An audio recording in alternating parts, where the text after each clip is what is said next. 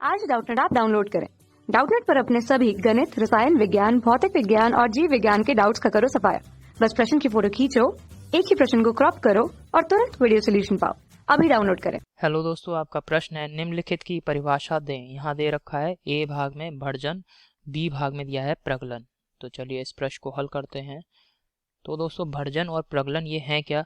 ये दोनों ही दोस्तों धातु कर्म में प्रयोग होने वाले प्रक्रम हैं। धातु कर्म क्या है दोस्तों? किसी भी अयस्क से धातु के निष्कर्षण के लिए जो भी हम रासायनिक प्रक्रम या जो भी प्रक्रम प्रयोग करते हैं उन सभी के सम्मिलित समूह को हम क्या कहते हैं? धातु कर्म कह देते हैं। और धातु कर्म के अंतर्गत ही ये दो मुख्य प्रक्रम हैं, भर्जन और प्रगलन।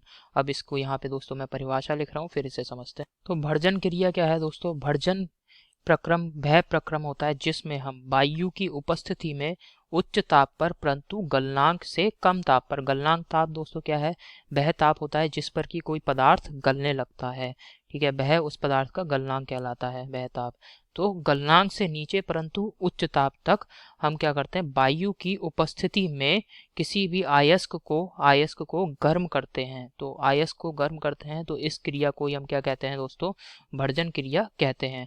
और भर्जन क्रिया के दौरान क्या होता है? अयस्क में उपस्थित सल्फर तथा आर्सेनिक तत्वों की अशुद्धि जो होती हैं वो बाष्पशील ऑक्साइड के रूप में परिवर्तित होती हैं और परिवर्तित होकर अयस्क से बाहर चली जाती हैं, बाष्पशील ऑक्साइड के रूप में परिवर्तित होकर, ठीक है।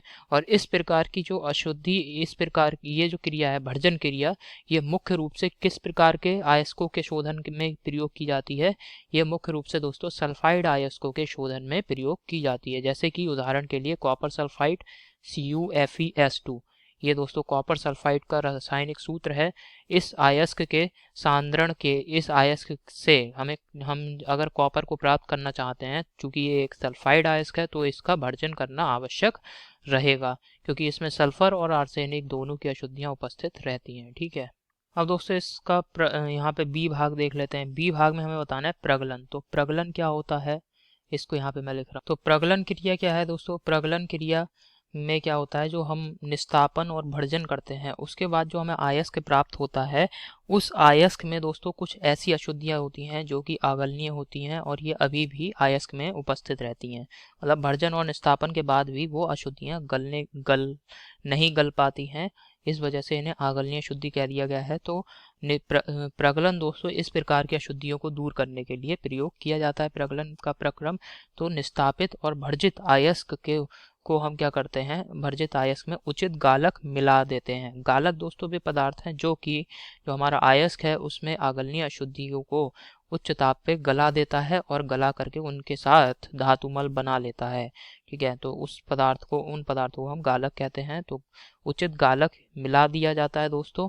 फिर हम क्या करते हैं? उच्च ताप पर, अर्थात जो हमारा अयस्क है उसका जो गलनांक जो ताप होता है उससे भी उच्च ताप पर हम इसे गर्म करते हैं और गर्म करने पे गालक जो है वो हमारा जो अयस्क है उसमें उपस्थित अगलनीय अशुद्धियों को के साथ मिल के रासायनिक क्रिया करता है और उन्हें गला करके धातुमल बना लेता है। और जो धातुमल होता है दोस्तों ये बहुत ही हल्का होता है और शुद्ध धातु से हल्का होता है, जिस वजह से ये बर्तन में ऊपर की ओर तैरने लगता है और शुद्ध धातु जो हमारा पात्र है जिसमें प्रगलन की क्रिया हम करा रहे हैं उसके तली पे एकत्रित हो जाती है। तो इस प्रकार हम जो धातुमल है उसको आसानी से अलग करके हटा देते हैं और हमें शुद्ध धातु प्राप्त होती है, ठीक है। तो यही दोस्तों प्रक्रम था, प्रगलन। तो प्रगलन, इस प्रक्रम को हम क्या कहते हैं? प्रगलन कहते हैं। तो यही हमारे प्रश्न का उत्तर है। आशा करता हूँ आपको समझ में आया होगा। धन्यवाद। कक्षा 6 से 12वीं से लेकर नीट, IIT, JEE वो एडवांस के लेवल तक 1 करोड़ से ज्यादा छात्रों का भरोसा। आज ही डाउनलोड करें डाउटनेट ऐप या व्हाट्सएप करें अपने सारे डाउट्स 8400 400 400 पर।